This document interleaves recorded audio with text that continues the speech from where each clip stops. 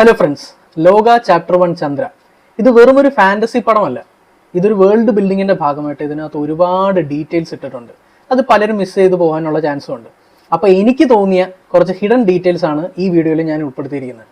ഇത് complete spoiler ആണ്. അപ്പോൾ സിനിമ കാണാത്തവരുണ്ടെങ്കിൽ സിനിമ കണ്ടതിന് ശേഷം മാത്രം ഇത് കാണുക. ഓക്കെ, അപ്പോൾ നമുക്ക് വീഡിയോയിലേക്ക് കിടക്കാം. കല്യാണി പ്രിയേഴ്സിന്റെ ചന്ദ്ര എന്ന ക്യാരക്ടർ ഒരു നോർമൽ പെൺകുട്ടിയല്ല എന്നുള്ളത് ആദ്യമേ ചിത്രത്തിൽ പറഞ്ഞു പോകുന്നുണ്ട്. അവളുടെ റിയാക്ഷൻസ് ആണെങ്കിലും നോട്ടമാണെങ്കിലും എല്ലാം ഒരു ടൈംലെസ് ഫീൽ കൊണ്ടുവരാൻ ശ്രമിച്ചിട്ടുണ്ട്. ഇതിനകത്ത് സ്പെസിഫിക്കലി നമുക്ക് പറയാനുള്ളത് എന്താണെന്ന് പറഞ്ഞാൽ, ചന്ദ്ര പറന്ന് നിൽക്കുന്ന ഒരു ഷോട്ട്, ഒരു മൂണിൻ്റെ ബാക്ക്ഗ്രൗണ്ടിൽ ഒരു ഷോട്ടുണ്ട്. അത് ട്രെയിലറിനകത്ത് ഉള്ളതാണ്. അതിൻ്റെ ബാക്ക്ഗ്രൗണ്ടിൽ താഴെയായിട്ട് നമുക്ക് ഡീറ്റെയിലിൽ സെലീൻ എന്ന് എഴുതിയേക്കുന്നതാണ്. ഒരു സെലീൻ എന്ന് പറഞ്ഞൊരു ബോർഡ്. ഈ സെലീൻ എന്ന് പറയുന്നത് ഗ്രീക്കിലെ മൂൺ ഗോഡസ് ആണ്. അപ്പോൾ ചന്ദ്രയുടെ ക്യാരക്ടർ മൂണുമായിട്ട് ഇന്റർലിങ്ക്ഡ് ആണെന്നുള്ളത് ഡയറക്റ്റ് ആയിട്ട് പറഞ്ഞു പോവാണ് സിനിമയിൽ. ഫോക്ലോറും സിനിമയും. നമ്മുടെ സിനിമയിലെ ബിഗ് റിവീൽ വരുമ്പോൾ തന്നെയാണ് നമുക്ക് മനസ്സിലാവുന്നത് ചന്ദ്ര കള്ളിയങ്കാട്ട് നീലിയാണെന്നുള്ളത്. നമ്മുടെ ഐതിഹ്യത്തിൽ പറയുന്ന അനുസരിച്ചിട്ട് കള്ളിയങ്കാട്ട് നീലി ഒരു നെഗറ്റീവ് സ്പിരിറ്റ് ആയിട്ടാണ് പറഞ്ഞു പോകുന്നത്. പക്ഷെ ഇതിനകത്ത് ഡയറക്ടർ ഡൊമിനിക് അരുൺ അതിനെ വളരെ ഹ്യൂമനൈസ് ചെയ്തിട്ടുണ്ട്. ആ പർട്ടിക്കുലർ ക്യാരക്ടറിന് നല്ല ഡെപ്ത്, ഒരു ബാക്ക് സ്റ്റോറി, ആ ക്യാരക്ടറിന്റെ പെയിൻ, ഇതെല്ലാം വളരെ നീറ്റായിട്ട് ചെയ്തു വെച്ചിട്ടുണ്ട്. ആ ക്യാരക്ടറിന് ഒരു പർപ്പസും കൂടെ കൊടുത്തിട്ടുണ്ട് ഡയറക്ടർ. സിനിമയുടെ തുടക്കത്തിൽ തന്നെ ഓപ്പണിംഗ് ലൈനായിട്ട് കാണിക്കുന്നുണ്ട്, all legends have an element of truth. Folklore, മിത്തുകൾ, ഇതെല്ലാം വെറും കഥകൾ മാത്രമല്ല, ഇതിനകത്ത് പലതും ഉണ്ട് എന്നുള്ള രീതിയിലാണ് സിനിമ ബിൽഡ് ചെയ്തു പോകുന്നത്. ഫോക്ലോർ എന്ന് പറയുന്നത് കഥകൾ മാത്രമല്ല, ഇതിനകത്ത് ഹിഡൻ റിയാലിറ്റീസ് ഉണ്ട് എന്നാണ് ഡയറക്ടർ എംഫസൈസ് ചെയ്യുന്നത്. മൂപ്പർ എന്ന ക്യാരക്ടറും പുള്ളിക്കാരൻ്റെ ദണ്ടും, ഇത് സിനിമയിൽ വളരെ പവർഫുൾ ആയിട്ടുള്ള ഒരു ക്യാരക്ടറാണ് എന്ന് കാണിച്ചു വയ്ക്കുകയാണ്. അത് റിവീൽ ചെയ്തിട്ടില്ല, പക്ഷെ എന്നാലും നമുക്ക് ആ ഒരു ഓഡിയോ നോട്ടിൽ നിന്ന് മനസ്സിലാവുന്നത് ഇത് മമ്മൂട്ടി ചെയ്തേക്കാം, മമ്മൂട്ടി ആയിരിക്കാം മൂപ്പർ എന്നുള്ള ക്യാരക്ടറിലേക്ക് വരുന്നത് എന്ന് നമുക്ക് മനസ്സിലാക്കാം. ആ ദണ്ടിന് പല സൂപ്പർ പവേഴ്സും ഉണ്ടായേക്കാം. മിസ്റ്റിക്കൽ എലമെന്റ്സും സൂപ്പർ ഹീറോ പവേഴ്സും ഒക്കെ ബ്ലെൻഡ് ചെയ്യുന്ന ഒരു സംഗതിയാണല്ലോ നമ്മൾ ഈ സിനിമയിൽ കണ്ടത്. അപ്പോൾ ഇനി വരാൻ പോകുന്ന സിനിമയിൽ മൂപ്പരും ടോവിനോയുടെ ക്യാരക്ടറും ദുൽഖർ സൽമാന്റെ ക്യാരക്ടറും എല്ലാം ബ്ലെൻഡ് ചെയ്തിട്ട് പല രീതിയിൽ കഥകൾ മുന്നോട്ട് കൊണ്ടുപോകാൻ പറ്റുമെന്നാണ് എനിക്ക് തോന്നുന്നത്. സിനിമയിലെ പേരുകളൊന്നും റാൻഡം ആണെന്ന് എനിക്ക് തോന്നുന്നില്ല. ദുൽഖറിന്റെ ക്യാരക്ടർ മിഡ് ക്രെഡിറ്റ് സീനിൽ ആ ആക്ഷൻ സീക്വൻസ് കഴിഞ്ഞിട്ട് റിവീൽ ചെയ്യുന്നത് ഞാൻ യമനാണെന്നാണ്. അതിൻ്റെ കൂടെ തന്നെ 3 കാലുള്ള ഒരു കറുത്ത പട്ടിയും പല സീക്വൻസിലായിട്ട് കാണിച്ചു പോകുന്നുണ്ട്. ഈ 3 കാലുള്ള പട്ടി ശരിക്കും യമദേവന്റെ ഭാഗമായിട്ടുള്ളതാണ്. അത് നമ്മുടെ പുരാണങ്ങളിൽ പറഞ്ഞിട്ടുണ്ട്. പിന്നെ എൻ ക്രെഡിറ്റ് റോൾസിൽ കാണിക്കുന്നത് ദുൽഖർ ഒടിയനാണെന്നുമാണ്. അപ്പോൾ ഒടിയന്റെ ഒരു ഷേപ്പ് ഷിഫ്റ്റിംഗ് പവറും ആ ഒരു ഡാർക്ക്നെസ്സും ഇതെല്ലാം കൂടെ മിക്സ് ചെയ്തിട്ട് അതിൻ്റെ കൂടെ ഗോഡ് ഓഫ് ഡെത്തും കൂടെ ബ്ലെൻഡ് ചെയ്ത് ഒരു അസാസിൻ ലെവൽ ക്യാരക്ടറായിട്ടായിരിക്കാം ദുൽഖറിനെ പ്രസന്റ് ചെയ്യാൻ പോകുന്നത്.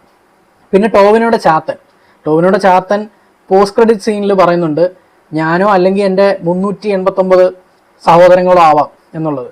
ഇത് ആക്ച്വലി നെക്സ്റ്റ് ഫിലിമിലേക്കുള്ള ഒരു ക്രിപ്റ്റിക് ഹിന്റ് ആയിട്ടാണ് എനിക്ക് തോന്നുന്നത്. കാര്യം 390 ചാത്തന്മാരുണ്ടെന്ന് നമ്മൾ പല കഥകളിലും കേട്ടിട്ടുണ്ട്. ഇനി ഒടിയൻ തിയറി. നമ്മുടെ ദുൽഖർ ഒടിയനാണെന്നുള്ളത് പല രീതിയിലും പല പോസ്റ്റുകളിലും ഫാൻ തിയറികളും ഒക്കെ വരുന്നുണ്ട്.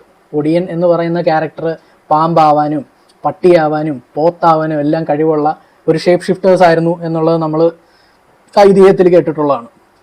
അപ്പോൾ ഇത് വെറുതെ പറയുന്നതാണോ അതോ ശരിക്കും ഈ പവേഴ്സൊക്കെ ഒരു അസാസിന് ബിൽഡ് ചെയ്തിട്ട് അങ്ങനെ കാണിക്കാൻ പോവുകയാണോ നമുക്കറിയില്ല.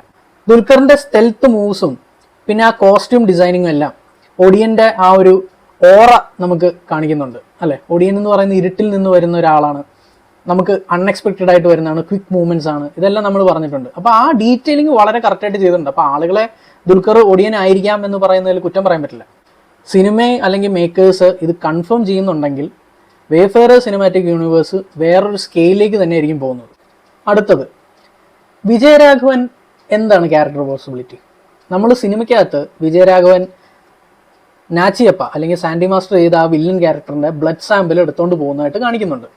അപ്പോൾ ഈ ബ്ലഡ് സാമ്പിൾ യൂസ് ചെയ്ത് പുള്ളിയുടെ കൊച്ചുമകളെ രക്ഷപ്പെടുത്താൻ ശ്രമിക്കുകയും ആ കൊച്ചുമകൾ ഹെൽത്തി അല്ലാത്തത് കൊണ്ട്, ചന്ദ്ര പറഞ്ഞ പോലെ ഹെൽത്തി അല്ലാത്തത് കൊണ്ട് 7 ദിവസത്തിനകം മരണപ്പെട്ടു പോവുകയോ അങ്ങനെ എന്തെങ്കിലും ഉണ്ടായിക്കഴിഞ്ഞാൽ ഓട്ടോമാറ്റിക്കലി ഈ നമ്മുടെ ചാത്തൻ, മാടൻ, മർദ്ദ എന്ന് പറയുന്നൊക്കെ ആൾക്കാർ, യക്ഷി, ഇവരൊക്കെ എക്സിസ്റ്റ് ചെയ്യുന്നുണ്ടെന്ന് വിജയരാഘവൻ അറിയാം. അതിനെപ്പറ്റി റിസർച്ച് ചെയ്തുകൊണ്ടിരിക്കുന്ന ആളാണ്. അപ്പോൾ പുള്ളി ഒരു സൂപ്പർ വില്ലൻ ആവാനുള്ള ചാൻസ് ഇല്ലേ?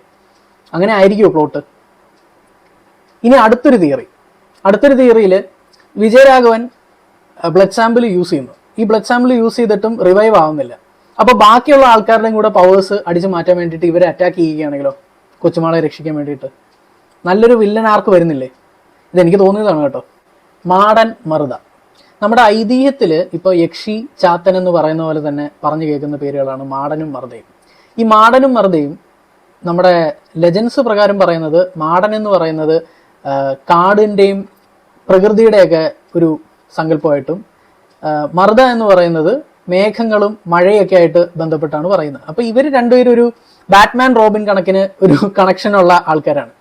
നമ്മൾ പല ക്യാമിയോസ് റിവീൽ ആവുന്നുണ്ട്. സൗബിൻ, അഹാന കൃഷ്ണ, ശാന്തി ബാലകൃഷ്ണൻ, പിന്നെ നമ്മുടെ ബാലു വർഗീസ്. അപ്പോൾ ഇതൊരു ക്ലാൻ ആണെന്നാണ് പറയുന്നത്. അതായത് മാടനും മറുതയും ഒരുപാട് പേരുണ്ട്, ഇവര് പെയറായിട്ടാണ് വർക്ക് ചെയ്യുന്നതെന്ന് പറയുന്നത്. ഇനിയിപ്പോൾ സൗബിനും ബാലുവും ബാറ്റ്മാനും റോബിനും പോലെ മാടൻ മറുത കോമ്പിനേഷനിൽ കമ്പൈൻഡ് ആയിട്ടാണോ ജോലി ചെയ്യുന്നത്? അങ്ങനെ ആയിരിക്കും അല്ലേ? കേൾക്കുമ്പോൾ തന്നെ രസമാണ്. ഞാനിവിടെ ഈ പറഞ്ഞ പോലെ തന്നെ ഇങ്ങനത്തെ പല കഥകളാണ് ശരിക്കും ലോക ചാപ്റ്റർ 1 ചന്ദ്ര ഇത്ര സ്പെഷ്യലാക്കുന്നത്. നമുക്ക് എല്ലാവർക്കും ഇരുന്ന് ഡിസ്കസ് ചെയ്യാനുള്ള അത്രയും കഥകളുണ്ട് നമ്മുടെ ഐതിഹ്യമാലയിൽ. അപ്പോൾ ഇവരിത് യൂട്ടിലൈസ് ചെയ്താൽ എങ്ങനെ ഉണ്ടാവും? ആ സിനിമാറ്റിക് യൂണിവേഴ്സ് കാണാൻ വേണ്ടിയിട്ട് എല്ലാവരും വെയിറ്റ് ചെയ്തുകൊണ്ടിരിക്കുകയാണ്. ഇനി ദുൽഖർ ഒടിയനാണെന്ന് നിങ്ങൾ എല്ലാവരും വിശ്വസിക്കുന്നുണ്ടോ? നിങ്ങളുടെ അഭിപ്രായങ്ങളൊന്ന് കമൻറ്റ് ചെയ്തേക്കുക. അപ്പോൾ നെക്സ്റ്റ് വീഡിയോ ആയിട്ട് വരുന്നവരെ ബൈ.